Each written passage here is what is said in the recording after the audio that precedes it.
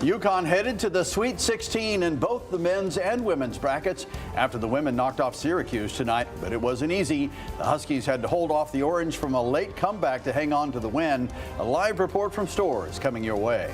Law enforcement kept busy in New Haven County this weekend. A string of burglaries, some of them violent, were reported in towns and cities, and we'll bring you details on investigations and whether police think any of them are connected. Hartford's new mayor outlining his plans for the rest of the year and the future of the capital city in his first State of the City address. A recap coming up on the news at 10. Now at 10, this is Fox 61, Connecticut's news station. March Madness in Connecticut. The UConn Huskies look for their championship titles in the NCAA tournament. Thanks for joining us here on the Fox 61 News at 10. I'm Sarah Sanchez. And I'm Brent Harden. The UConn women taking care of business on their home court tonight for what will be the final game at Gamble Pavilion this season. But this game wasn't easy. In a matchup reminiscent of the old Big East days, UConn held off the Syracuse Orange in the round of 32 by a final score of 72-64, and that puts them on a trip out west to the Sweet 16 in Portland, Oregon. Fox 61 Sports Director Jonah Karp is live outside Gamble Pavilion on the UConn Stores campus with the post-game wraps. And Jonah, this was a close game for the Huskies. I'm actually inside Gamble Pavilion. This is where it all went down. Syracuse keeping it close near the end. This win did not come easy for UConn, but a lot of contributing factors to this victory. Paige Becker's doing what she does best, lethal from the mid-range. Ashlyn Shade hitting what seemed to be like every three-pointer from the corner. Nika Mule playing exceptional defense, especially in that first half. And near the end of the game, KK Arnold with a huge clutch bucket to help seal this victory for UConn over Syracuse. KK, when that insurance three is bouncing around near the end of the game, are you watching it in slow motion? I was like, oh my gosh, I saw Paige reaction. I was like, everybody was like, please let it bounce in. And when it finally did, I was like, yes. But I was just super excited. What was your reaction when KK hit that shot? I was so proud of her. Like, it was the best feeling because that's when you know, like, you watch so many March Madness games and you can, like, analyze, like, the game and, like, know, like, you have this much time left. And then, like, you know when a team seals the deal. And that shot sealed it. What makes Deasia Fair such a dynamic scorer, and how were you able to contain her in the first half? Yeah, I think somebody told me yesterday that she said that herself that she's unpredictable. She doesn't know what she's going to do with the ball herself. So I feel like that's kind of what's really tough to guard about her. She's an extremely great player, and Nika I credit a lot to her just for running her around, making everything tough. We knew ahead of the game that she was going to hit tough shots, but just to try to limit her shots, limit her touches, and make sure every shot she takes is contested and try not to foul. I thought the defensive job she did in the first half was pretty remarkable.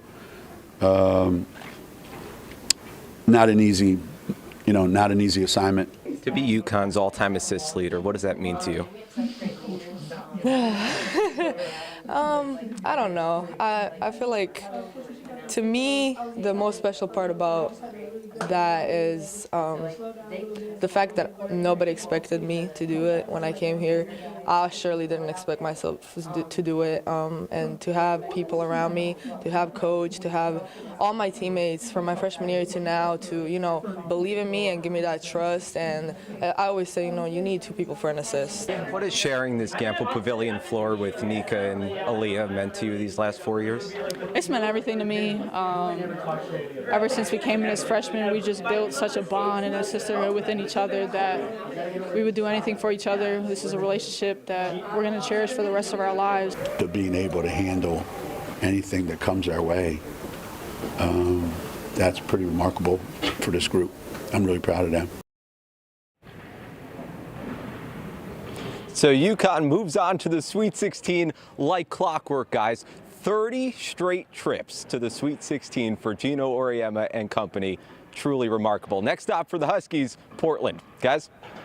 All right, Jonah, thank you. It doesn't get any easier for them. They're going to have to play really good basketball from here on out, but it seems like they've kind of found their stride here in the playoffs. All right, Jonathan, thanks. Yeah, and on the other side of the court, the defending champion UConn men are on their way to the Sweet 16 this week. And they face a familiar foe in the next round, San Diego State, the same team they beat for the national championship last year. The Huskies and the Aztecs will do battle at TD Garden up in Boston this Thursday with a shot at the Elite Eight round on the line. Whoever wins will face the winner of the other Sweet 16 matchup in the East Region, Illinois or Iowa State. Two very good basketball teams, as a matter of fact. And after major rain over the weekend, it's a transition. We're talking about weather now. After major rain, it was raining tonight on the court, but it's raining out there. Yeah. Nice to see some sunshine today. This is like small chat, right? We Yes. can talk about sports. Yes. How about them Huskies? How about the weather? How's the weather doing? Yeah. I can't do sports, but I can talk about weather. Today we had lots of sunshine out there, but here come the clouds heading into tomorrow. It's also going to be cooler, but at least it's not raining, right? Right? Well, the rain isn't too far behind, which we'll talk more about in just a moment. In fact, I'll show you where it's coming from. You can see this system stretching from the Gulf of Mexico all the way up through Canada. A lot of moisture loaded into it, and this will be our weather for Thursday, which could be another soaking rain, but we also have a chance for a few scattered showers before that, which we'll talk more about in just a moment. Overnight lows will be dipping back into the 30s as we head towards daybreak. Clear skies overhead right now, but right around dawn, we'll start to see a push of clouds come in. So if you see any early sunshine, consider it a bonus. Overall, it's a mostly cloudy or just cloudy day with highs in the mid-40s as we head through the afternoon. And then around this time tomorrow night or in the evening, there is a slight chance for a sprinkle. And then we'll see areas of fog and mist and drizzle for Tuesday night. That will lead us into a day that is damp off and on for Wednesday before that soaking rain potential on Thursday. We'll talk all about it, get you set for the week ahead coming up. All right, Rachel, thank you. We are learning more about a motorcycle crash that left one man dead in Wallingford last night. Police have identified that man as 25-year-old Anthony Charlton. They say he was driving his motorcycle on North Turnpike when a 17-year-old girl struck him while turning. That girl stayed on scene and is cooperating with police. The investigation continues into exactly what happened. 46-year-old man's fighting for his life in the hospital. He was assaulted yesterday in a parking lot. And tonight, Groton police say they've arrested his attacker. Police arrested Antoine Strickland. Police say Strickland got into a fight, accusing him of pushing the man to the ground where he hurt his head. Strickland's being held on $750,000 bond. He'll be arraigned on assault charges tomorrow. Police are asking anyone who witnessed the fight to give them a call. We're following developing news out of New Haven County, where police say a series of burglaries and at least one armed robbery happened in multiple towns and cities over the weekend. Two of those crimes happened in North Haven, and one of them was captured on video at the Citgo gas station on Washington Avenue. Fox 61's Julia LeBlanc has the latest. A busy day, especially for North Haven police yesterday, as they responded to a burglary at another gas station just down the street from here and an armed robbery at this gas station. This time it was caught on camera and a viewer shared it with us. Oh, that's scary. Jaleesa Nunez Pastrana travels across Connecticut for work. After hearing about a burglary at this gas station on Sunday and an armed robbery at another place down the street, she's not surprised. The way the world is nowadays, I'm not surprised. North Haven police say a 16-year-old Hartford male is now in custody after being charged in connection to this incident. Caught on camera Sunday morning at the Citgo gas station on Washington Ave in North Haven. The video shared anonymously with Fox 61. That's just crazy.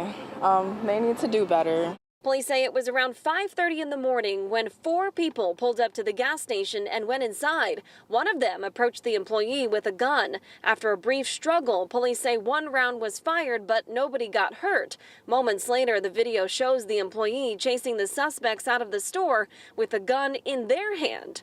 When one suspect falls, the employee attempts to make a citizen's arrest as he waited for police. And when they're young, they don't think, they don't care, they don't think about the consequences.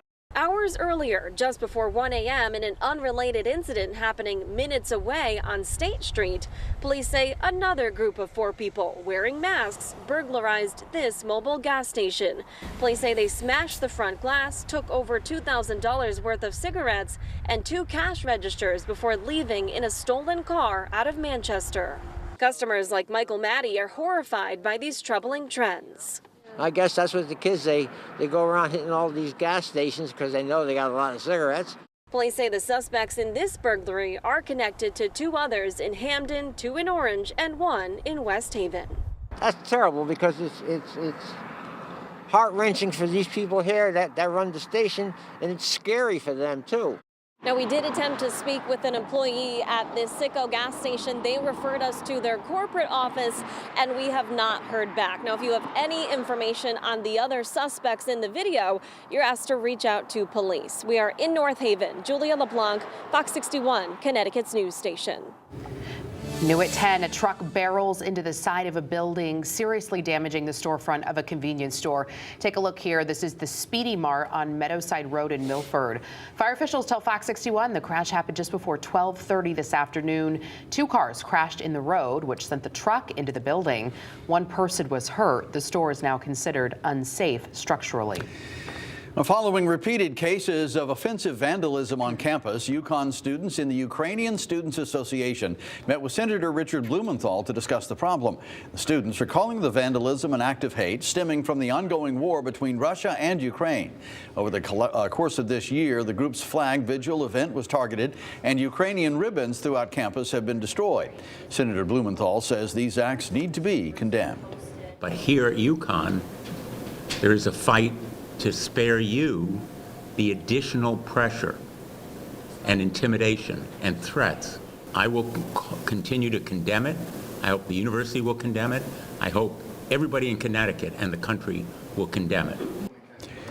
Campus police say they are investigating the vandalism as a bias incident, but so far no charges have been announced. In Hartford tonight, newly elected Mayor Arunan Arulampalam delivered his first State of the City address to City Council.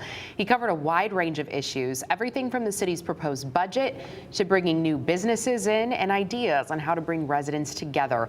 But a big talking point was initiatives to curb gun violence, like funding a new Office of Violence Prevention.